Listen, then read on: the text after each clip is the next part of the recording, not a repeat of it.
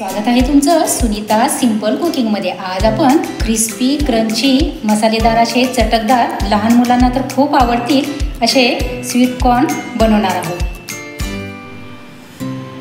आज आपण क्रंची आणि क्रिस्पी असं स्वीट कॉर्न बनवणार आहोत। त्यासाठी इथे मी कॉर्न घेतलेले आहेत, हे स्वच्छ धुवून घेतलेले आहेत। इथे मी गॅसवरती एका कढईमध्ये पाणी ठेवलेलं आहे, त्यामध्ये आपण हे कॉर्न घालून घेऊया।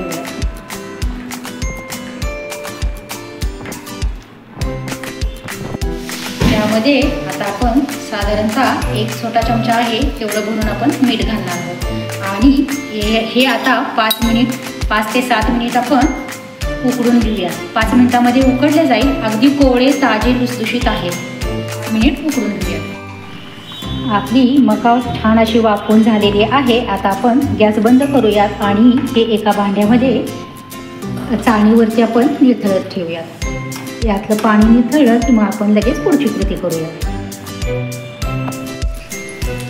इकडे एका साईडला मी तेल गरम करायला ठेवलेले आहे, तोपर्यंत आपण हे कॉर्न घेतलेले आहे ते पाणी निथळलेलं आहे सर्व। त्यामध्ये 1 ते 2 चमचे आपण कॉर्नफ्लॉवर घालून घेऊयात।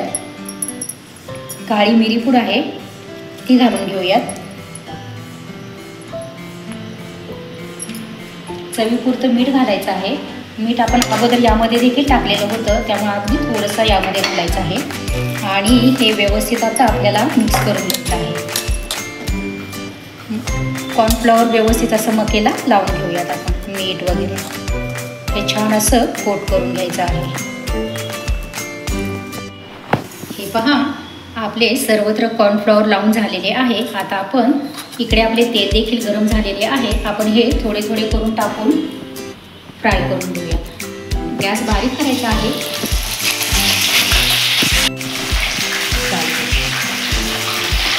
या अंगावरती उडण्याची शक्यता असते, त्यामुळे थोडंसं जरा लांब सरकायचं टाकल्या एकाच ठिकाणी आणि आपल्याला मीडियम गॅसवरती तळून घ्यायचं आहे। हे आता आपले तळून झालेले आहेत। आपण तेल निथळूयात आणि एका भांड्यामध्ये काढून घेऊयात। याच पद्धतीने आपण सर्व कॉर्न तळून घेऊयात। हे पहा, आता आपले सर्व कॉर्न असे फ्राय करून झालेले आहेत। आता त्यासाठी आपण एक मसाला तयार करूया। इथे 1 छोटा चमचा मी चाट मसाला घेतलेला आहे, लाल तिखट घेतलेला आहे 1 चमचा भरून, 1 चमचा भरून छोटा चमचा घेतलेला आहे आमचूर पावडर आहे, काळी मिरी पूड घेतलेली आहे अगदी अर्धा ते पाव चमचा आहे आणि हे सैंधव मीठ घेतलेलं आहे।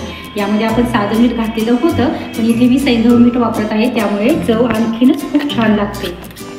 आता आपण हा मसाला सर्व असा इथेच मिक्स करून घेऊयात या प्लेटमध्ये, म्हणजे सर्व मिक्स झाला ना की कॉर्नला देखील तो व्यवस्थित लागला। आता आपण हा मसाला यामध्ये भुरभरून घेऊयात या पद्धतीने।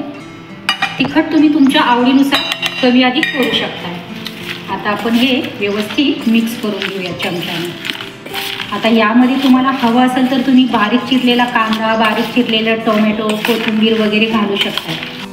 तर मैत्रिणींनो, तयार आहे आपली क्रिस्पी क्रंची कॉर्नची रेसिपी जर आवडली असेल तर नक्कीच व्हिडिओला लाईक करा, शेअर करा, कमेंट करा। चॅनलवरती आणखी नवीन असाल तर प्लीज चॅनलला नक्की सबस्क्राईब करा व शेजारील बेल आयकनही प्रेस करा। धन्यवाद।